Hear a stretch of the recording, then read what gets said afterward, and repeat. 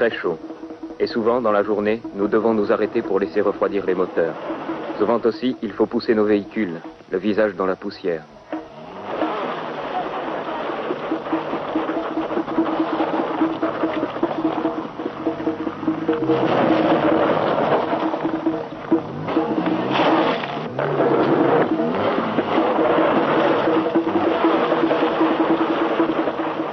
Et quand on part de cette cité de Kéchem, dont je vous ai parlé plus haut, écrit Marco Polo, on s'en va 3 journées sans trouver nulle habitation, ni à manger, ni à boire, mais on trouve assez d'herbe pour les chevaux. Les voyageurs doivent emporter avec eux tout ce qu'il leur faut pour le voyage. Au bout de ces 3 journées, on trouve la province de Badarchan et deviserait de ce qu'elle est. Chemin faisant, certains spectacles naturels s'offraient à nous, comme ce torrent aux eaux limpides qui va se jeter dans les eaux boueuses de la Kokcha. Les ponts que nous franchissions devenaient de plus en plus hardis. Dans les montagnes, on trouve des balachis, pierres précieuses qui sont très belles et de grande valeur. On les appelle balachis d'après Badachian, la province ou royaume où on les trouve. Et sachez encore une vérité que dans une autre montagne, on trouve les pierres dont est fait l'azur. Et c'est le plus fin et le meilleur qui soit au monde. Ces pierres forment des veines qui naissent en montagne comme les autres, et cette veine est appelée lapis lazuli. Cette route, autrefois très parcourue, était une des pistes de la soie, par laquelle se faisaient les échanges entre le Proche-Orient, où l'on fabriquait des objets manufacturés et où l'on travaillait les métaux, et la Chine, où l'on produisait la soie. Nous voici à Feizabad, capitale du Badarchan, et ville d'un peu plus de 5000 habitants. Une expédition yougoslave a dû abandonner là ses véhicules et louer une Land Rover pour se rendre dans le Waran, situé à 250 km de là. Nous rencontrons aussi un Autrichien qui en revient. En apprenant nos intentions, il se met à rire et assure que nous n'irons jamais au Waran avec nos voitures. Il y a au moins 3 passages qui sont pour nous infranchissables.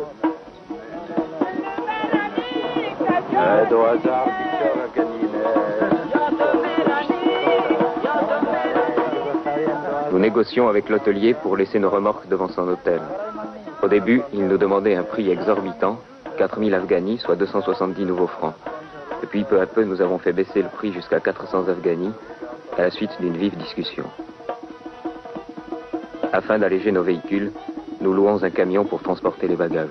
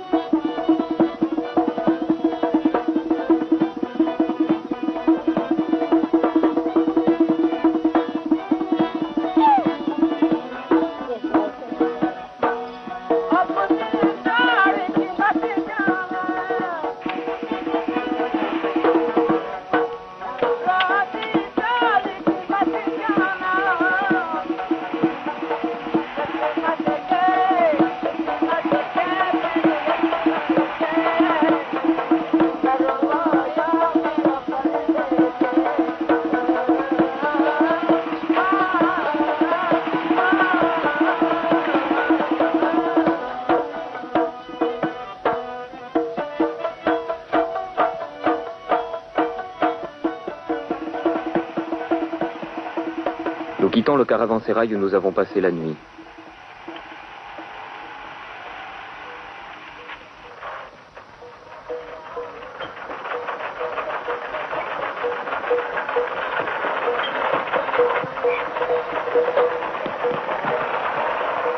Le camion qui transportait nos bagages était d'une constitution mécanique simplifiée. Et sur les routes montagneuses, comme celle du col de Salanque par exemple, ce genre de camion avançait parfois avec 2 bons hommes assis sur le capot, un qui versait de l'huile et l'autre de l'eau pendant que le camion grimpait le col.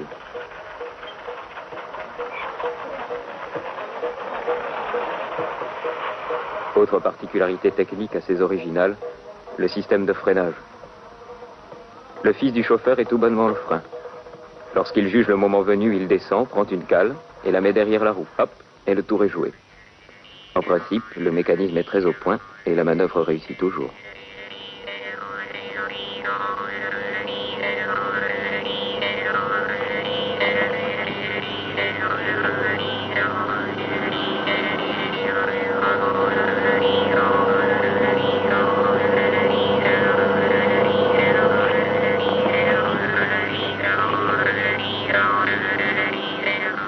petites voitures surélevées au maximum continuent toujours à avancer. Les moyennes que nous faisions étaient très basses, autour de 10 km/h.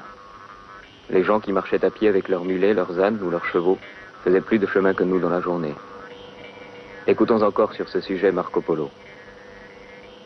Il naît dans cette contrée de très bons chevaux, grands et fameux coureurs.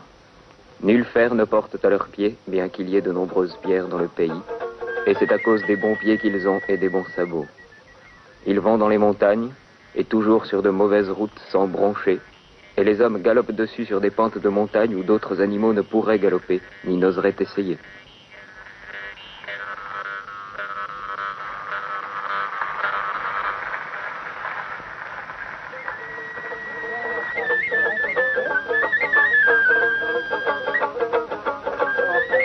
Les villages s'égrenaient le long de ces vallées encaissées, et les gens travaillaient des champs d'une superficie souvent dérisoire, plantant sur les quelques parcelles de terre cultivables dans le fond des vallées, sur le flanc des montagnes, des céréales, blé, avoine, orge, millet, plantes aux tiges rabougries car nous étions à près de 2000 mètres d'altitude, au pied de hautes montagnes.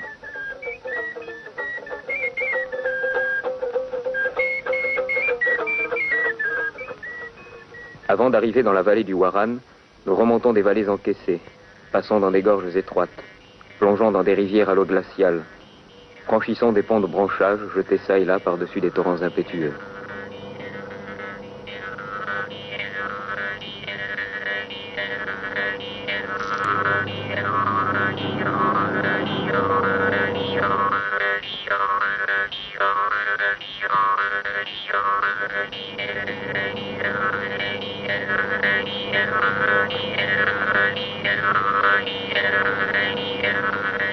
En 1967, le lit de la Coque-Chat s'était déplacé et avait coupé la piste. Cependant, cette année, l'eau étant un peu plus basse, nous avons tenté de passer sans démonter les voitures pièce par pièce, comme nous l'avions prévu.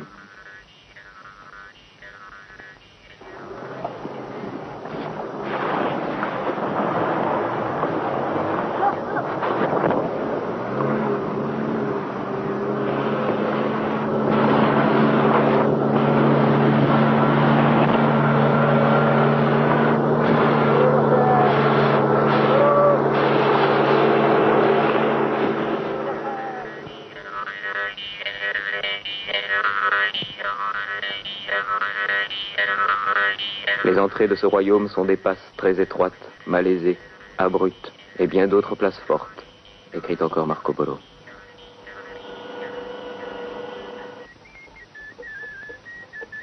Souvent, il fallait vérifier les voitures, faire des réglages au cours d'arrêts fréquents dans des caravansérails.